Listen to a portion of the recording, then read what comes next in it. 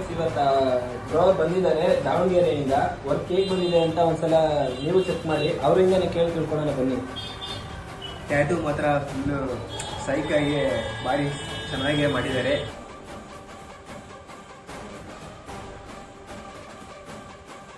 ಇನ್ಕೌಸ್ tattoo studio ನೀವು ಒಂದ್ಸಲ visit ಮಾಡಿ.